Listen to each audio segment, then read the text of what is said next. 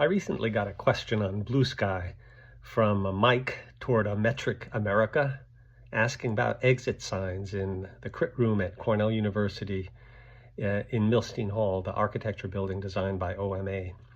Now, I devoted an entire chapter in my book about OMA's Milstein Hall to problems with fire safety and egress, but I didn't say anything about exit signs. So to answer Mike's question about whether there was an exit sign for the stair leading up from the crit room, I walked over to Milstein Hall this morning to see what I could find.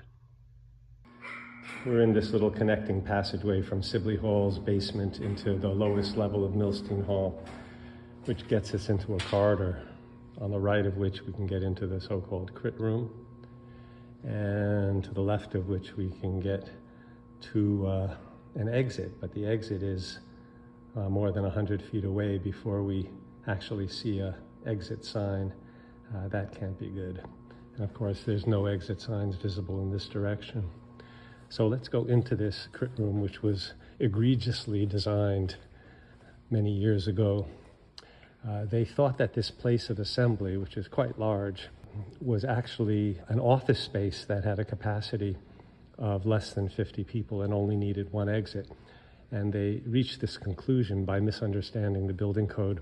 This is a college or university building which is filed under the occupancy class B, which is the same occupancy class for office buildings, but that doesn't mean that a place of assembly can be designed as if it was an office building with occupancies of one person per 100 square feet, which is what they did. So anyway, we're here to just see how they've dealt with exit signs. They counted only this faraway exit as the exit, and the exit itself is okay. The problem is the exit sign is way too far away. And we can't yet see an exit sign for the stair leading into the lobby, and it doesn't really matter because this would be an exit that doesn't count as an exit. It's way too close to the first exit, and in any space requiring more than one exit, the two exits have to be spaced much farther apart. But just for following up, let's see what happens when we come up the stair in terms of being able to see where the exit signs might be. Okay, we can see that there's one posted up on the ceiling over there, leading to the lobby door. And of course, nothing in this direction. Since it's not an exit, it leads into the auditorium. You can see the two exit signs at the bridge or lobby level in this electrical working drawing plan. But on the lower level of the crit room itself, you can see that the only exit sign is pointing down the hallway to that remote exit we saw earlier. This can also be seen in a photo of the Milstein Hall crit room taken shortly after the building opened. But surprisingly, at some point this exit sign was rotated so that it pointed not down the hallway, but up the stair to the lobby level. However, once the exit sign was turned to point up the stair, it no longer functioned to direct egress toward the remote hallway exit, and it was no longer visible from the entry to the crit room space, since the back side of the sign is blank.